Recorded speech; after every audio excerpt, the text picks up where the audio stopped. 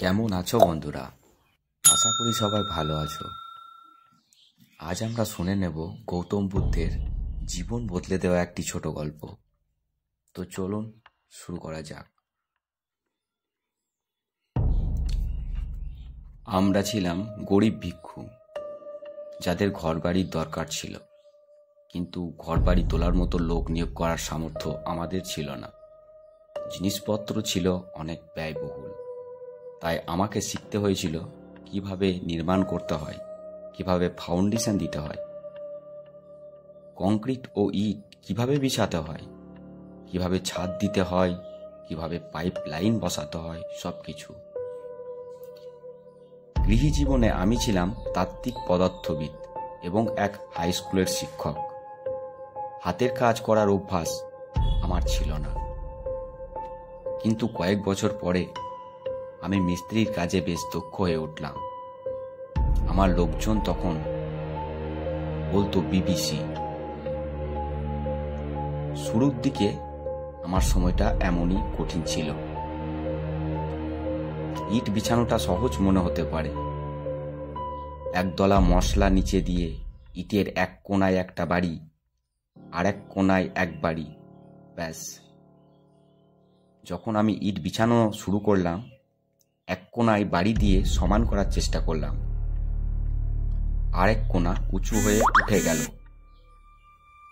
তাই আমি সেই কোণাটাই বাড়ি দিলাম। এতে করে পুরো ইটটাই বেলাইনে চলে গেল। ঠেলে ঠুলে এটাকে লাইনে আনলে প্রথম কোণাটি আবার উঁচু হয়ে রইল। আপনি নিজেই করে দেখুন না। ভিক্ষু হওয়াতে আমার ধৈর্য ও সময় যথেষ্ট ছিল। আমি নিশ্চিত করলাম যেন প্রত্যেকটি ইট সুন্দরভাবে বসানো হয়, যত সময় লাগুক না কেন। অবশেষে আমার প্রথম ইটের দেওয়াল বানানো শেষ করে একটু পিছনে গিয়ে প্রশংসার দৃষ্টিতে দেখলাম নিজের সৃষ্টিকে। কেবল তখনই আমার চোখে পড়ল, হায় হায়, আমি দুটো ইটকে নষ্ট করেছি। সবগুলো ইটই সারিবদ্ধভাবে সাজানো, কেবল এই দুটো ইট পাকা হয়ে গেছে। সেগুলোকে দেখতে খুব বিশ্রী দেখাচ্ছিল। তারা পুরো দেওয়ালটাকেই নষ্ট করেছে, তার এই সৌন্দর্যটাকে ধ্বংস করে দিয়েছে। বিহারের অতিথিদের আমাদের নতুন বিহার দেখাতে গিয়ে সবসময় আমি তাদেরকে আমার ইটের দেওয়ালের ওদিকে নিয়ে যাওয়া থেকে বিরত থাকতাম। আমার ভুলটা অন্য কেউ দেখুক, এটা আমার সহ্য হতো না। এরপর 3-4 মাস পর বিহারের কাজ শেষ হলে একদিন এক অতিথিকে নিয়ে বেড়ানোর সময় দেওয়ালটা দেখল সে। এটা তো খুব সুন্দর দেওয়াল, সে মন্তব্য করল। স্যার, আমি অবাক হয়ে বললাম, আপনি কি এই চশমাটা গাড়িতে ফেলে এসেছেন? আপনার কি চোখের সমস্যা আছে? আপনি কি ওই দুটো খারাপ ইটকে দেখেননি, যেগুলো পুরো দেওয়ালটাকে নষ্ট করছে? সে এর উত্তরে যা বলল, তার দেওয়ালটা সম্পর্কে আমার দৃষ্টিভঙ্গি পুরোপুরি পাল্টে দিল। নিজের সম্পর্কে ধারণা তো পাল্টা এলোই, জীবনের অন্যান্য দিকগুলোও পাল্টে গেল। সে বলল, হ্যাঁ, আমি ওই খারাপ ইট দুটো দেখেছি, কিন্তু আমি সেই সাথে 998টাই ভালো ইটও দেখেছি। আমি হতবাক হয়ে গেলাম। 3 মাসের বেশি সময় ধরে প্রথমবার আমি দুটো ভুলের পাশাপাশি অন্যান্য ভালো ইটগুলোকেও দেখলাম। সেই খারাপ ইটগুলো উপরে নিচে বামে ডানে ছিল ভালো ইট, সুন্দরভাবে সাজানো ইট। তাছাড়া সুন্দরভাবে সাজানো ইটগুলো ছিল দুটো খারাপ ইটের তুলনায় বহুগুণ বেশি। আগে আমার দৃষ্টি পড়ে থাকতো কেবল আমার দুটো ভুলের উপর, বাকি সব বিষয়ে আমি ছিলাম অন্ধ।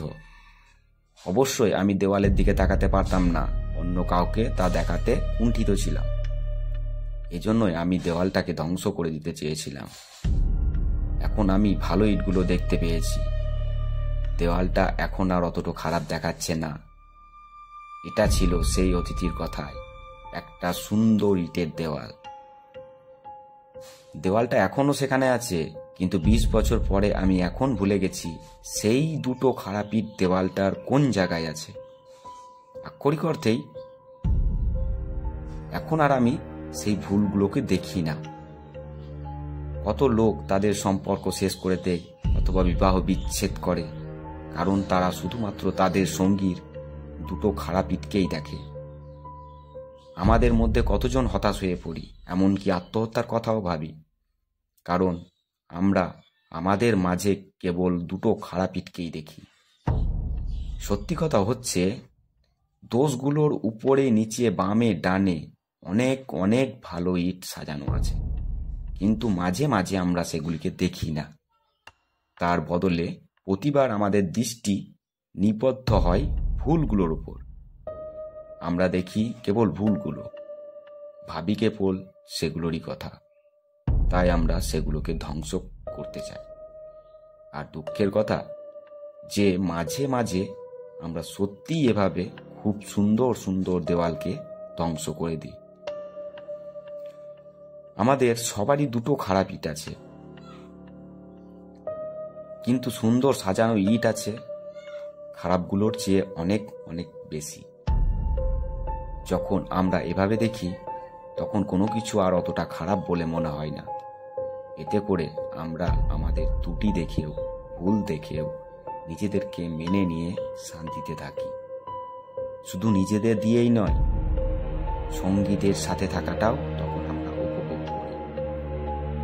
এটা বিবাহ বিচ্ছেদের উকিলদের জন্য খারাপ খবর হতে পারে, কিন্তু আপনার জন্য ভালো খবর।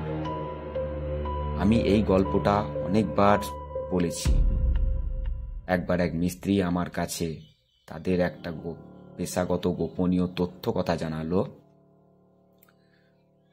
বলল, আমরা মিস্ত্রিরা সবসময় ভুল করি। সে বলল, কিন্তু আমরা কাস্টমারদের বলি যে এটা একটা নতুন ডিজাইন যা আশেপাশের কোনো বাড়িতে নেই, আর এর জন্য তাদের কাছ থেকে অতিরিক্ত কয়েক হাজার টাকাও আদায় করি। কাজেই আপনার বাড়িটার অনন্য ডিজাইনটাই হয়তো একটা ভুল থেকে শুরু হয়েছে।